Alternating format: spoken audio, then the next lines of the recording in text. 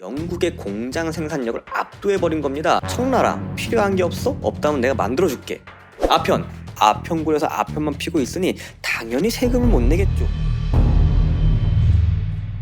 18세기 영국 상류층에서는 중국산 도자기에 중국산 차를 마시는 게 유행이었습니다. 권위와 부의 상징이랄까? 지금으로 치면 에르메스 백을 들고 다니는 그런? 아랍을 통해 들어온 에티오피아산 커피보다 중국산 차가 10배는 더 비쌌습니다. 그나마 도자기는 한 번 사면 깨질 때까지 쓰니까 괜찮은데 차는 계속 사야 하는 소모품이죠. 당시 영국 전체 수입에서 차의 비중은 약 9%였습니다. 이게 얼마나 어마어마한 비중이냐면 2020년 우리나라 전체 수입 중 원유의 비중이 9%입니다. 우리나라가 원유를 수입하는 만큼 당시 영국이 차를 수입한 거죠. 청에서 차를 수입하는 동시에 영국도 청나라에 뭔가를 수출해야 합니다. 당시 영국은 산업혁명으로 생산력이 엄청나게 좋아졌습니다. 이 생산성을 기반으로 공산품을 많이 생산해낼 수 있었고 영국의 주요 수출 품목이 되었습니다. 근데 청나라한테는 이 공산품이 잘 팔리지 않아요. 왜냐? 당시 청나라는 간의 수공업이었는데 인구수가 엄청나다 보니 이 간의 수공업으로 영국의 공장 생산력을 압도해버린 겁니다.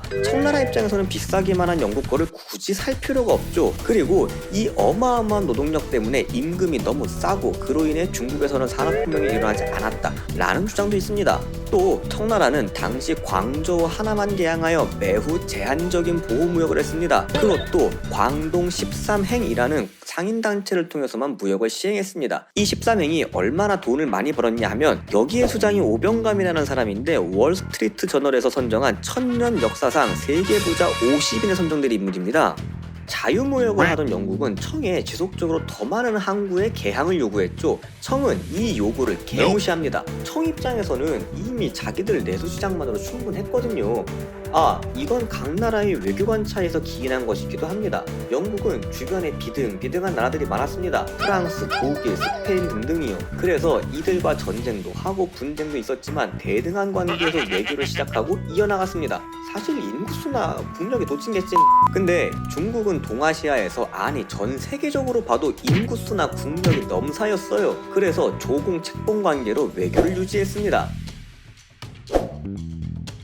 영국은 이렇게 개무시당하면서도 청과의 무역을 지속하고 싶었습니다.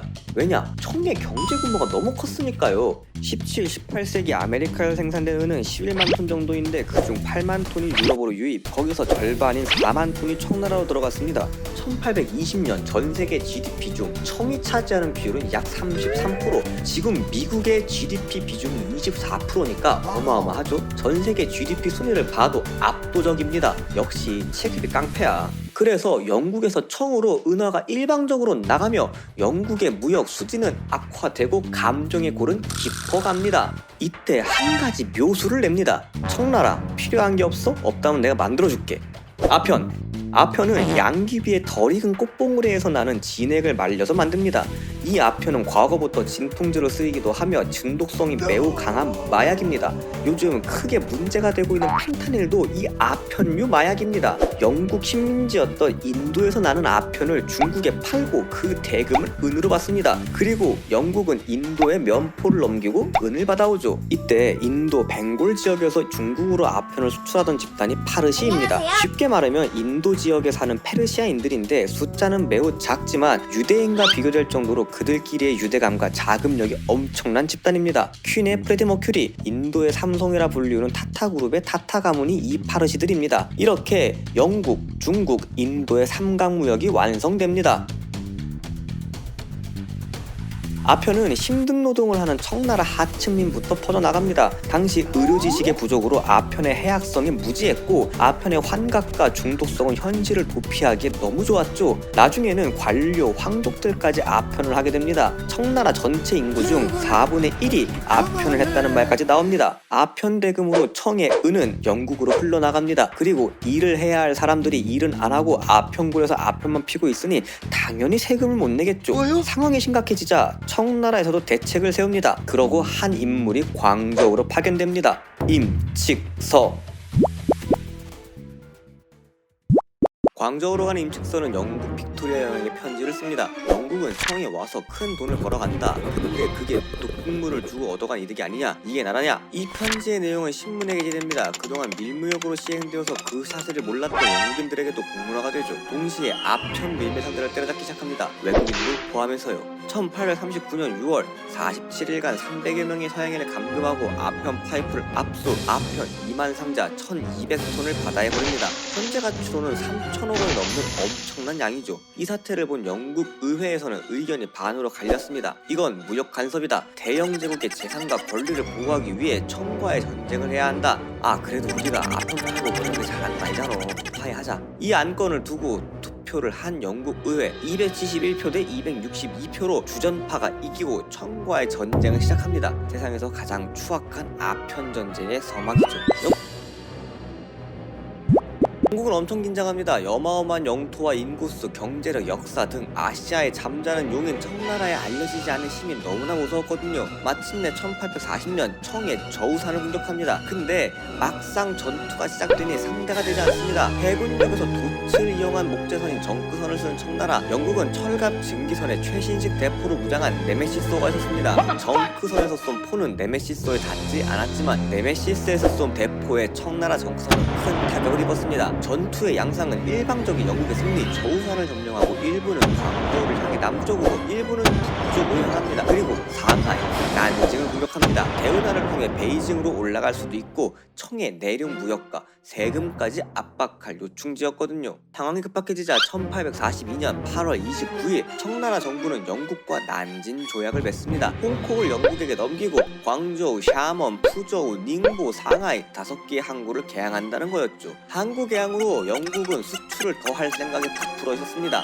근데 앞서 말할 간의 수공으로 만든 청나라 면직물이 아직도 더 쌌습니다. 그리고 청나라 농민들은 영국의 시계와 같은 사치품을 꿈에도 꿀 수 없었죠. 생각보다 수출량이 적어서 짜증이 난 영국, 추가로 항구의 개항과 아편 무역의 합법화를 요구하며 기회만 엿보고 있었습니다. 그때 1856년 영국 선박 에로호의 수화물을 검사하던 중 영국 국기가 훼손되는 사건이 일어납니다. 영국에 자작극이라는 설도 있는데 아무튼 그리 큰 문제가 아닌데 영국은 호들갑을 떱니다. 대영 제국의 국기가 훼손되다니 이건 참을 수 없다. 바로 전쟁을 선포합니다. 1차 아편 전쟁으로 인해 청나라가 덩치만 큰 제입이라는 걸 알게 된 프랑스, 미국, 러시아도 합류합니다. 연합군을 형성해서 광저우를 점령, 배를 타고 올라가면 대한 도시들을 포격하고 약탈을 합니다. 그리고 텐진까지 올라가죠.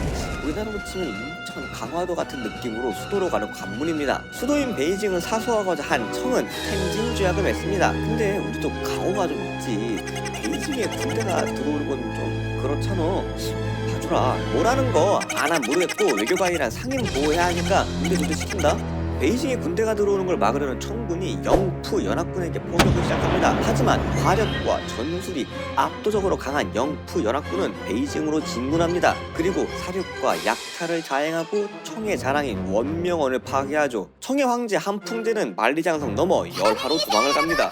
러시아의 중재로 1860년 베이징 조약이 체결되고 맙니다. 영국이 원하는 대로 아편 무역은 합법화되고 텐진도 개항하고 종교의 자유도 보장됩니다. 프랑스도 배상금을 두둑히 챙기고요.